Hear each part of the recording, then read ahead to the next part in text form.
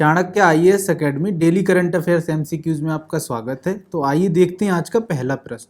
US Iran बंधक अदला बदली के तहत जमे हुए धन को निम्नलिखित में से या जमा किए गए धन को निम्नलिखित में से किस देश के केंद्रीय बैंक में स्थानांतरित किया जाएगा? Option A Oman, option B Qatar, option C दक्षिण कोरिया, ऑप्शन डी ईरान। इसका सही जवाब है ऑप्शन बी कतर। कतर और ओमान ने अमेरिका और ईरान के बीच मध्यस्थ के रूप में काम किया है, जिसमें 2015 के परमाणु समझौते को बचाने के प्रयास भी शामिल हैं, जिसे पूर्व अमेरिकी राष्ट्रपति डोनाल्ड ट्रंप ने 2018 में वापस ले लिया था।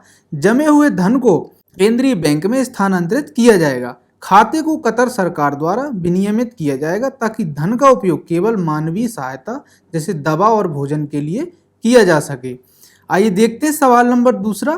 येलागिरी झोपड़ियां निम्नलिखित में से किस दक्षिण भारतीय राज्य में पाई जाती हैं? ऑप्शन ए है Karnataka, option B Telangana, option C Kerala, option D Tamil Nadu. इसका सही जवाब है ऑप्शन डी तमिलनाडु।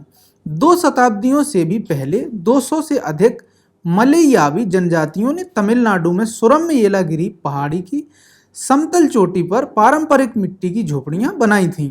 उन्होंने आश्रय भंडार, खेती और पशुपालन के लिए यह सर्वव्यापी प्रणाली स्थापित की थी। शुरुआत में अस्थायी झोपड़ियों में रहते हुए उन्होंने पहाड़ियों में प्रचुर मात्रा में मौजूद लाल दोमट मिट्टी में एक स्थायी समाधान खोजा और साधारण एक कमरे की संरचना का निर्माण किया, जिसकी माप 16 गुणा 22 फीट थी। झोपड़ी का ढांचा साधारण है। जब ऊपर से 12 फुट की छत जुड़ी होती है तो यह एक विचित्र रूप धारण कर लेती है। आइए देखते हैं सवाल नंबर तीसरा। पीएम ऊषा योजना निम्नलिखित में से किस मंत्रालय द्वारा कार्यान्वित की जाती है? ऑप्शन ए है शिक्षा मंत्रालय, ऑप्शन बी गृह मंत्रालय, ऑप्शन सी कौशल विकास और उद्यमिता मंत्रालय, ऑप्शन डी महिला एवं बाल विकास मंत्रालय। इसका सही जवाब है ऑप्शन ए शिक्षा मंत्रालय।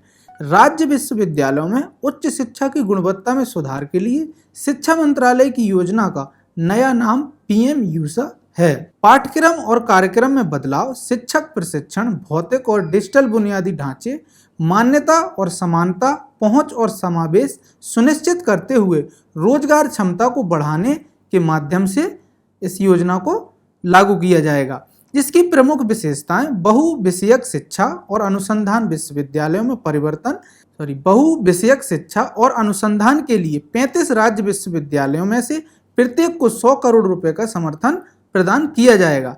इस विशेषताओं में शामिल हैं मॉडल डिग्री कॉलेजों की स्थापना की जाएगी, विश्वविद्यालयों को मजबूत करने के लिए अनुदान दिया जाएगा, दूरस्थ वामपंथी उग्रवाद से प्रभावित आकांक्षी और कम सकल नामांकन वाले क्षेत्रों को इसमें लक्षित करना है, लैंगिक समावेशन, समानता, आईसीटी आधारित रोजगार कौशल के लिए राज्य सरकार इसमें सहायता करेगी। आइए देखते हैं सवाल नंबर चौथा। हाल ही में खबरों में रहा मरमस्क बंदरगाह निम्नलिखित में से किस देश में स्थित है? Option A Ukraine, option B रूस, option C Norway and option D Iran.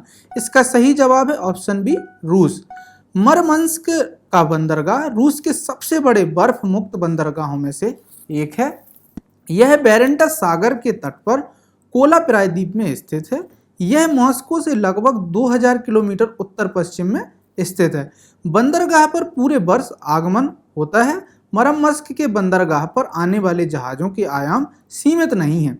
मुख्य बंदरगाह क्षमताएं कोला खाड़ी के पश्चिमी तट पर स्थित हैं। उनमें वाणिज्यिक बंदरगाह, यात्री क्षेत्र सहित मछली पकड़ने का बंदरगाह, जहाज मरम्मत यार्ड, शिपयार्ड, तेल टर्मिनल, UFSUE एट M4 लोफ परिसर में मूरिंग बर्फ शामिल हैं। कोला खाड़ी के पूर्व तट पर कई छोटी मछलियां और बड़े रखरखाव टर्मिनल भी शामिल हैं। आइए देखते हैं सवाल नंबर 5वां। भारत में वीरता पुरस्कारों के संदर्भ में निम्नलिखित कथनों पर विचार करें। कथन 1 है अशोक चक्र केवल थल सेना, नौसेना, वायुसेना के सदस्यों को ही प्रदान किया जाता है या दिया जाता है। दूसरा कथन है पहले 3 वीरता पुरस्कार 1950 में स्थापित किए गए थे। कथन नंबर 3 है इन पुरस्कारों के अलंकरण समारोह गणतंत्र दिवस, स्वतंत्रता दिवस दोनों पर आयोजित किया जाता है। ऊपर दिए गए कथनों में से कितने कथन सही हैं? ऑप्शन ए है केवल एक कथन सही है, ऑप्शन बी केवल दो कथन सही है, ऑप्शन सी के तीनों सही हैं, ऑप्शन डी इनमें से कोई नहीं। इसका सही जवाब है केवल एक कथन, ऑप्शन ए सही है। कार्मिकों की निम्नलिखित श्रेणियां अशोक चक्र के लिए पात्र होंगी या पात्रता है। सेना, नौसेना और वायुसेना किसी भी रिजर्व बल, प्रादेशिक सेना, मिलिशिया और किसी अन्य कानूनी रूप से गठित सशस्त्र बल के सभी रैंकों के अधिकारी पुरुष और महिलाएं इसमें शामिल हैं। सशस्त्र बलों की नर्सिंग सेवाओं के सदस्य भी इसमें शामिल हैं। जीवन के सभी क्षेत्रों में किसी भी लिंग के नागरिक और केंद्रीय अर्धसैन्य बलों, रेलवे सुरक्षा बल सहित पुलिस बल के सदस्य भी इसमें शामिल हैं। स्वतंत्रता के बाद पहले 3 वीरता पुरस्कार अर्थात परमवीर चक्र, महावीर चक्र और वीर चक्र 26 जनवरी 1950 को भारत सरकार द्वारा स्थापित किए गए थे, जिन्हें 15 अगस्त 1947 से प्रभावी माना गया था। प्रत्येक वर्ष राष्ट्रपति भवन में आयोजित रक्षा अलंकरण समारोह में राष्ट्रपति द्वारा पुरस्कार विजेताओं परिजनों को वीरता पुरस्कार प्रदान किए जाते हैं। परमवीर चक्र और अशोक चक्र पुरस्कार विजेताओं को राष्ट्रपति द्वारा राजपथ पर गणतंत्र दिवस परेड के अवसर पर प्रदान किए जाते हैं। तो आज का सेशन हमारा यहीं समाप्त होता है। हम मिलेंगे कल अगले सेशन में। हमारे चैनल को लाइक, शेयर एंड सब्सक्राइब करें। धन्यवाद।